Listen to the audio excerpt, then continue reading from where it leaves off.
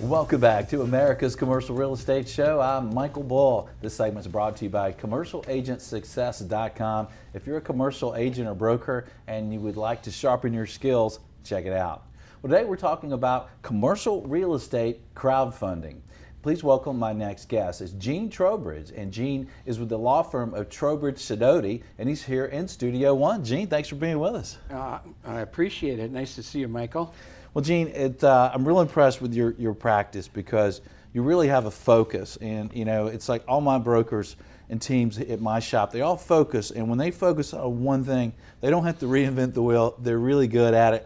You have a focus in this area of syndication and crowdfunding. So I'd like to get some tips from you. And if you could start us out with, let's suppose I'm a sponsor, I'm buying a property, and I want to crowdfund it, or I want to just pull some money together from some investors. Where are a couple areas that are most likely for a sponsor or syndicator or crowdfunder to get into a problem area? Well, Michael, I think the first thing we need to do is make sure that we understand we've just entered the securities world. Okay? Right. So now that we're in a totally different world, real estate's fine, but now you're going to deal with people's money. You're going to take their money, you're going to manage their money. That's a different world. So just do whatever you need to know that you're compliant with the securities law, which means you're going to hire an attorney and all that. But even farther than that, I think that I tell my sponsors there are a couple questions that they're going to have to answer right away to be successful in marketing. And the first one would be, Michael, I love your deal. You need $100,000 from me. I'm glad to invest it, but what I'm worried about is what happens if something happens to you? Okay.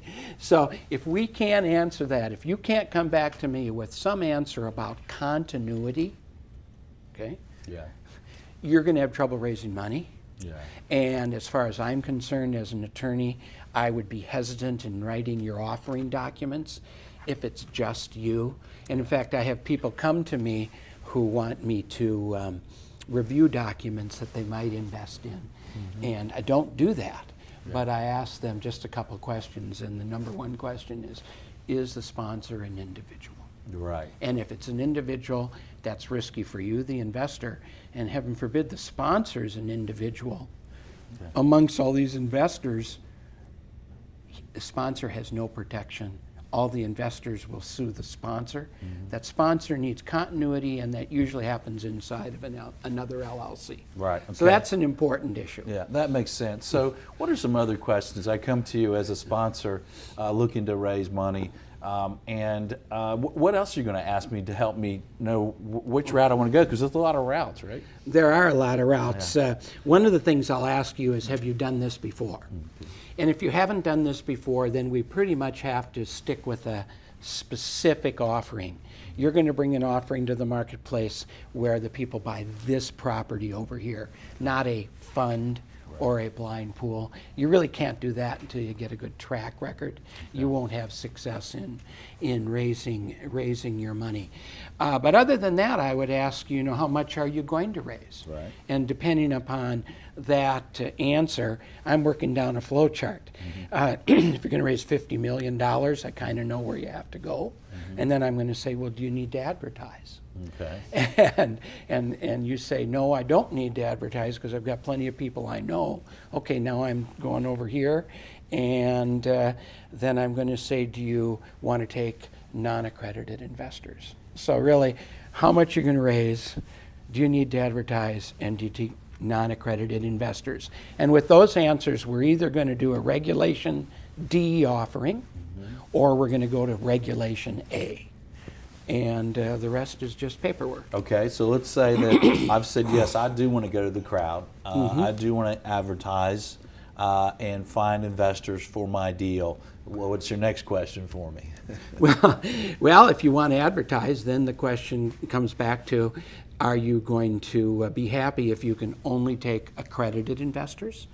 And that's pretty common anyway. I still have a lot of people who don't advertise, but only bring their offerings to accredited investors because it's just easier to deal with accredited investors. And remind the audience the accredited investor profile. Okay, the accredited investor profile, Michael, is a dollar and cent limit. If you have $1 million of net worth, not including your house, or you make $200,000 a year as a single taxpayer, or 300 married filing jointly, just simply those levels of income determine that you are accredited. Everything else breaks down into one or two categories. You might not be accredited, but you might be smart. Yeah. You might have education, knowledge of investing, so you can look at an investment for yourself, determine if it's suitable for you and your risk parameters.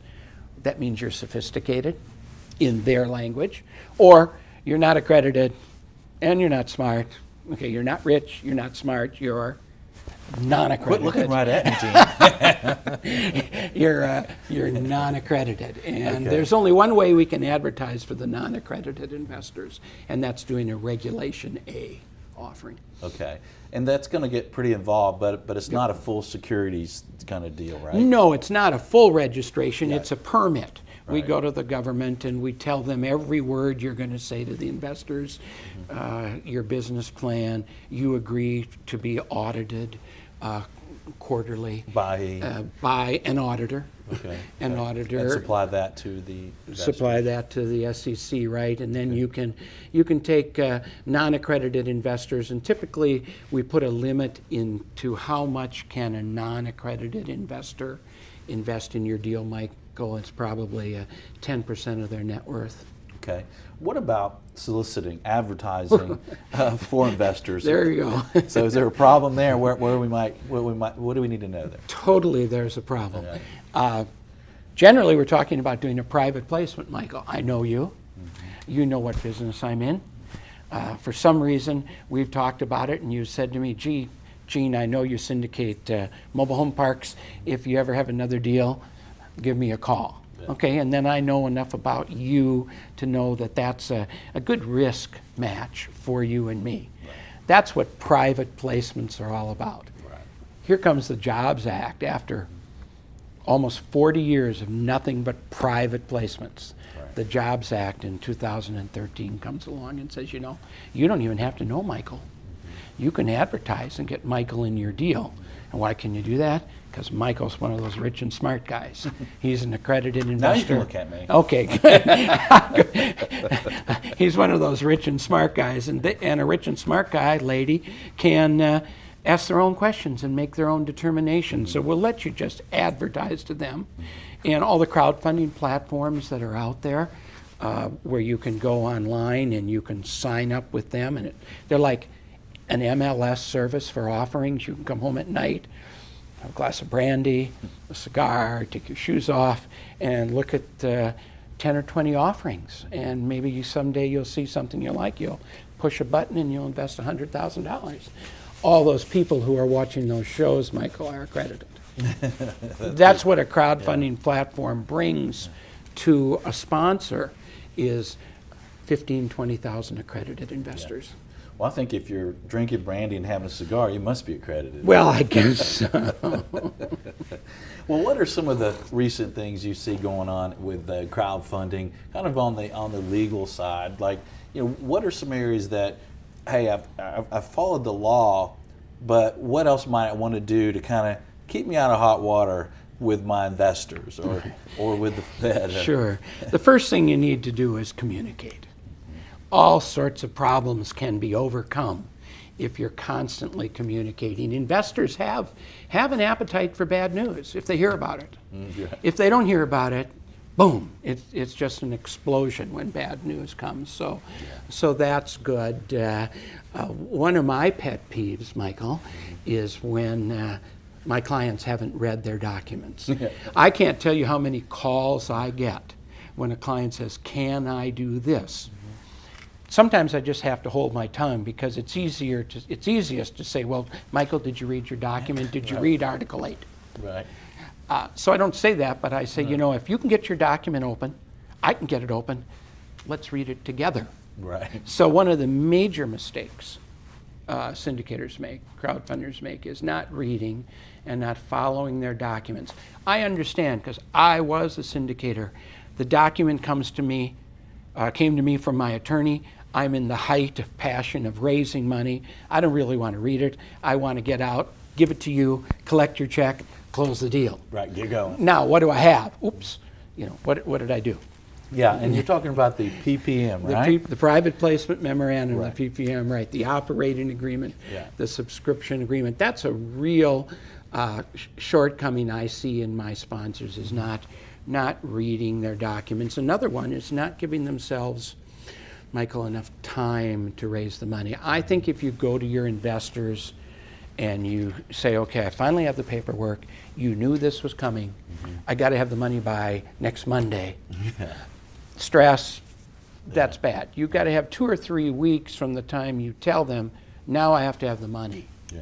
Because they're on vacation, there's a wedding that's come up in their family, and they have to reallocate their funds. There's a lot of things that go on in people's lives. Yeah. So give them a chance to be comfortable about getting the money into them. Communication is something that's going on in your offering, Michael. Tell the people. Now, one of the things that would help with that communication is in the PPM, right? So there's some things that need to be in there that are sort of template, but what are some tips for sponsors in their PPM? Well, first of all, if anyone asks you in the future about your PPM, you're going to have to be able to show them that the PPM talks about this deal, this property. What are the risks about this property? Clearly, there are boilerplate sections in the PPMs we draft. I mean, all the tax stuff, I mean, who wants to read that? It's just the same over and over and over. But the things about, gee, we're buying a property in New Jersey. Gosh darn it, New Jersey can have hurricanes and floods, and we're buying a property in Texas, it can have ice storms. We're buying a property in Houston. It might have mold. We're buying it as an REO from the lender. The lender hasn't checked it out. We need to close by the end of the quarter. We're not going to get it checked out ahead of time. We better tell the people it's just possible that it might have mold. And so and I've been there. I've been in court when my clients are testifying for other people, where the judges said, I've read this whole book and I can't tell you what property this talks about. Oh, yeah. As a sponsor, you're just in terrible trouble. Yeah. Which leads me to the biggest mistake sponsors make. Don't draft your own documents. He has himself for a client, has a tool for a client, they say. That's right. Don't draft your own documents. Yeah, even if you're a lawyer, you don't want to do that. Right? No, it's funny. When I was a lawyer and I was still syndicating, I always hired other attorneys to do that. Now that I'm a lawyer, I don't invest with any of my clients because there's a conflict there. Yeah. Somebody asked me to see my PPM the other day, and I said, that's a little personal. I don't know. It has a lot of different names, doesn't it? Offering, circular. The confusion I see a lot is, the broker gave me an offering memorandum. Oh. Okay, well, I know what that is. That's all about the property. Yeah. And in my world, that becomes an exhibit to the PPM. Right. That's not the PPM. Right. Okay, so right. Too many acronyms. That's a good point. And we have to take a short break. We get back, Gene, I want to ask you about the investor side, thinking about the investors, because I think there's a whole world of people, including us, that we can go online right now, right, and invest in some deals. I'd like to get some tips from you there. So stay with us. We'll take a short break. We'll be right back. I'm Michael Bull, and this is America's Commercial Real Estate Show.